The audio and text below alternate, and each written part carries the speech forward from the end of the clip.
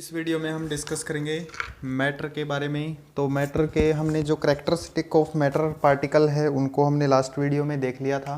थोड़ा उनको हम रिवाइज कर लेते हैं इस वीडियो के अंदर कि पार्टिकल जो मैटर है उनके क्या क्या करैक्टरिस्टिक होते हैं। तो सबसे फर्स्ट हमने देखा था कि जो पार्टिकल है मैटर के उनके बीच में स्पेस हमें देखने को मिलता है। स्पेस होगा तभी उसके अंदर कोई चीज़ इमर्ज हो जाएगी।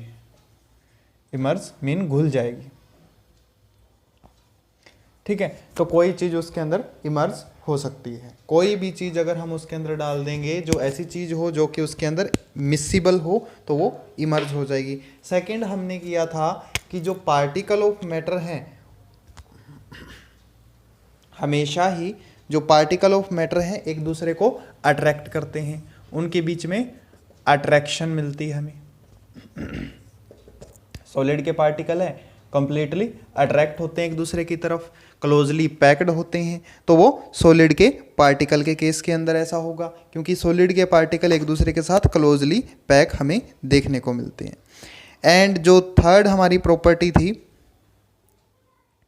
वो हो जाएगी कि जो पार्टिकल हैं मैटर के वो क्या रहेंगे, कंटिन्यूसली इन मोशन, हमेशा कंटिन्यूसली मोशन में रहते हैं क्योंकि they flow with their kinetic energy, हमेशा ही काइनेटिक एनर्जी को कैरी करेंगे और उसके साथ फ्लो करते रहेंगे। कौन, मॉलिक्यूल या फिर पार्टिकल ऑफ मैटर। कैसे, जैसे ही हम अगर उनका टेम्परेचर इंक्रीज कर देंगे तो काइनेटिक एनर्जी भी उनकी इंक्रीज हो जाएगी। टेम्परेचर को अगर हम डिक्रीज कर देंगे तो काइनेटिक एनर्जी भी डिक्रीज हो जाएगी। ऐसा केस क्यों होता है, जब भी फॉर एग्जांपल हम पानी को बॉयल करते हैं तो उसकी काइनेटिक एनर्जी इंक्रीज हो जाती है मॉलिक्यूल्स की, तो वो मॉलिक्यूल जंप करने लगते हैं पानी के अंदर।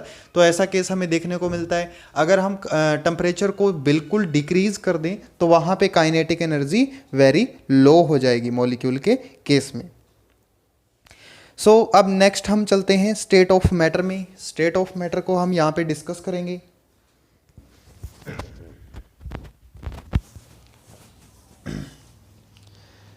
मैटर की जो स्टेट है, मैटर की स्टेट होगी वो 3 टाइप की होगी। अभी तक हमने वाटर की स्टेट पढ़ा है तो वो भी एक मैटर है, तो इसके अंदर भी हम इस स्टेट को डिस्कस कर सकते हैं। तो स्टेट कितनी हो सकती है, 3। कौन कौन सी स्टेट होगी? फर्स्टली अगर हम देखें तो पार्टिकल हमें सॉलिड भी मिल सकते हैं। सॉलिड फॉर्म के अंदर अगर पार्टिकल मिल रहे हैं तो वो कैसे नेचर के होंगे? पार्टिकल हमें लिक्विड नेचर में मिल सकते हैं, पार्टिकल हमें गैसियस नेचर में मिल सकते हैं, ठीक है। अगर वाटर के केस में बात करें तो वाटर हमें आइस की फॉर्म में मिल सकता है, वाटर लिक्विड फॉर्म वाटर के अंदर मिल सकता है, गैसियस फॉर्म वेपर के अंदर हमें वाटर मिल सकता है। तो यहीं पे हम वाटर को डिस्कस कर लेंगे थोड़ा। एक चीज और है इनके बारे में, अगर हम वाटर को डिस्कस कर रहे हैं, यहाँ पे वाटर की फॉर्म आइस है तो आइस को हम लिक्विड में चेंज कर सकते हैं, सिंपल लिक्विड वाटर आ जाएगा, ठीक है। अगर हम उसको हीट कर दें तो हम उसको वेपर के अंदर चेंज कर सकते हैं। वेपर के अंदर की फॉर्म को उसको हम बोलते हैं स्टीम। नाउ इसमें हमने क्या किया, इसको हमने हीट कर दिया। अगर हमने इसको हीट किया तो ये लिक्विड में चेंज हो गया। अब हमने लिक्विड को चेंज किया, हीट कर दिया, किसके अंदर चेंज कर दिया हमने, गैस में। हीट करने पे ऐसा हुआ। तो इन प्रोसेस का कुछ नाम होगा। सॉलिड को अगर हमने लिक्विड में चेंज किया तो उस प्रोसेस को हम बोलते हैं फ्यूजन। यहां पे क्या हुआ, फ्यूजन हुआ। सॉलिड को अगर हमने लिक्विड में चेंज किया तो उस प्रोसेस को हम बोल देते हैं फ्यूजन प्रोसेस, कि उसका फ्यूजन हुआ। अगर हम लिक्विड को गैस में चेंज कर रहे हैं तो उस प्रोसेस को हम अलग बोल देते हैं, उसको बोलते हैं हम इवेपोरेशन।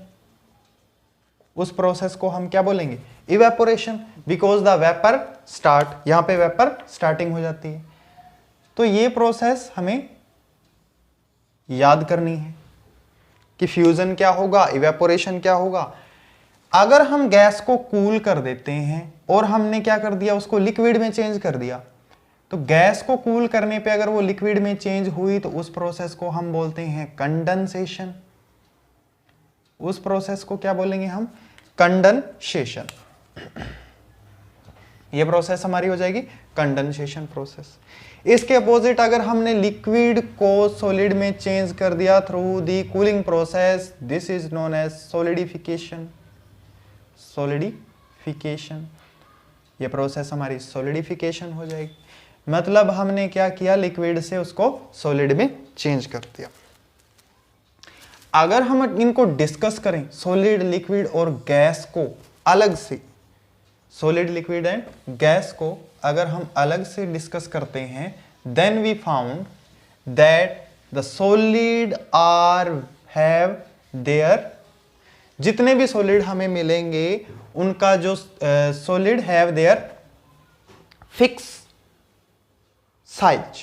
ठीक है, फॉर एग्जांपल हमने एक चौक ले लिया, तो चौक का जो साइज होगा वो क्या होगा, फिक्स होगा, साइज फिक्स होगा, उसका जो भार होगा, मीन वॉल्यूम होगी, वो भी फिक्स होगा, दोनों चीज फिक्स है। सॉलिड के अंदर साइज भी फिक्स होगा, वॉल्यूम भी फिक्स होगी, दोनों चीजें फिक्स होगी। Solid have definite shape and definite volume, दोनों चीजें इनकी डेफिनेट मिलती है। लिक्विड के केस में ऐसा नहीं है, इसका जो साइज है वो डेफिनेट नहीं रहता। अगर हम वॉल्यूम की बात करें तो वॉल्यूम इनकी डेफिनेट रहती है। ठीक है, साइज इनका डेफिनेट नहीं रहेगा, तो हम क्या लिख देंगे यहां पे, size indefinite, size indefinite. Why, because अगर हम वाटर का एग्जांपल लेते हैं, इनके जो पार्टिकल हैं उनके अंदर क्या मिलता है, हमें स्पेस ज्यादा मिलता है, स्पेस ज्यादा मिलता है तभी उसके अंदर कोई चीज घुल जाती है, स्पेस ज्यादा मिलने के कारण ही वो लूजली पैक्ड है, और उसी के कारण अगर हम उसको किसी भी पात्र के अंदर डालते हैं, किसी भी ग्लास वेयर के अंदर अगर हम उसको डालेंगे तो वैसा ही हो जाएगा जैसा वो ग्लास वेयर है, उसकी शेप ले लेगा। ऐसा गैसियस के केस में अपोजिट है, ना तो इनकी डेफिनेट शेप होगी और ना ही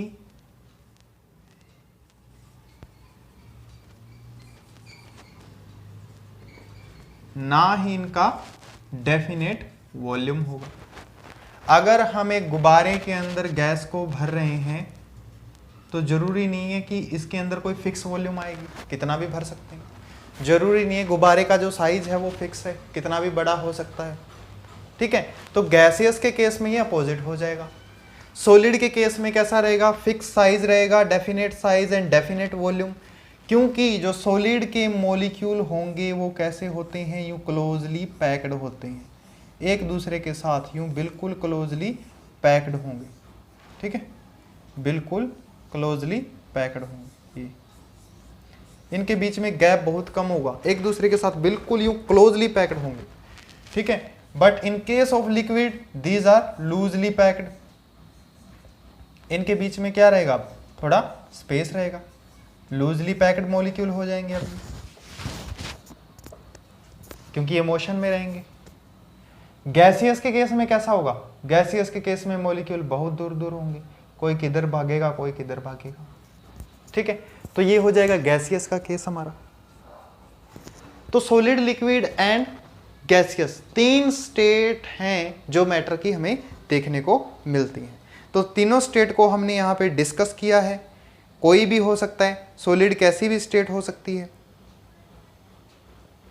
अब नेक्स्ट हमारा आता है कि can matter change it's state. Yes, ये हमने डिस्कस कर लिया, अगर मैं इसको हीट करूंगा तो लिक्विड में चेंज होगा, इसको हीट करूंगा तो गैस में, कूल करूंगा तो ये लिक्विड में आ जाएगा और वापस सॉलिड में आ जाएगा। तो हमने वो प्रोसेस भी जान ली है, सॉलिड को लिक्विड में कन्वर्ट करने की प्रोसेस हो जाएगी फ्यूजन, लिक्विड को गैस में कन्वर्ट करने की जो प्रोसेस है हमारी वो हो जाएगी इवेपोरेशन, गैस को वापस लिक्विड में चेंज करेंगे तो उस प्रोसेस को हम कहते हैं कंडेंसेशन। अगर लिक्विड को हम सॉलिड में चेंज कर रहे हैं तो वो प्रोसेस हमारी कहलाएगी सॉलिडिफिकेशन। ठीक है, तो ये जो था अभी तक हमारा पार्टिकल का नेचर कैसा है, सॉलिड में पार्टिकल है तो वो क्या नेचर रखेंगे, लिक्विड में कोई पार्टिकल है तो वो क्या नेचर रखेंगे। इसके अलावा हम इनको डिस्कस करते हैं नेक्स्ट में कि जब सॉलिड, लिक्विड या गैसियस के ऊपर प्रेशर लगाया जाता है तो उसका क्या इफेक्ट पड़ता है।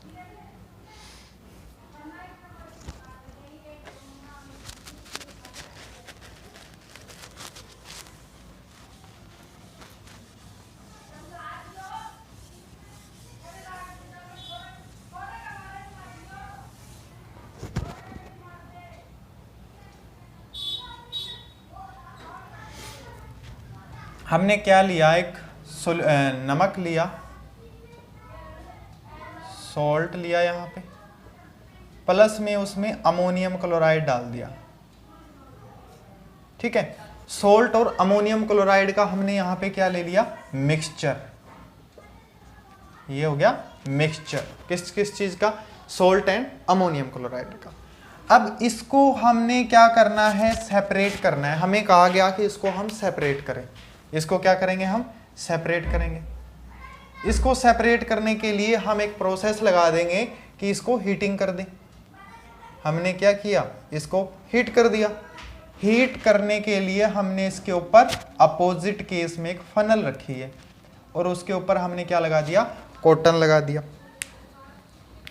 हम इसको हीट कर रहे हैं तो अमोनियम क्लोराइड का नेचर ऐसा है कि जो हीट करने से सीधा सॉलिड में से गैसियस प्रोसेस में चला जाता है, गैसियस फॉर्म के अंदर चला जाएगा। इसके अंदर जो प्रोसेस होगी उसका नाम मैं बाद में बताऊंगा।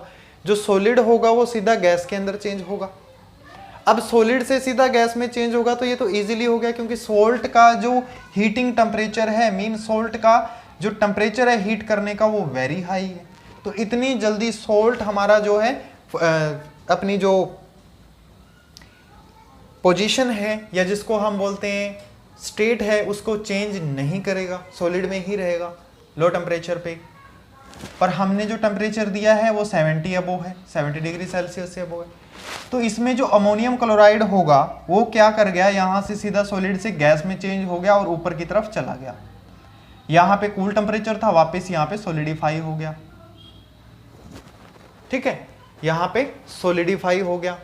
नीचे नीचे क्या बचा, नमक बचा। तो हमने क्या कर लिया, नमक को अमोनियम क्लोराइड से सेपरेट कर लिया। तो ये प्रोसेस हमारी अलग हो जाएगी। इस प्रोसेस को हम डिस्कस करेंगे नेक्स्ट वीडियो में। तब तक आप देखते रहिए JMS।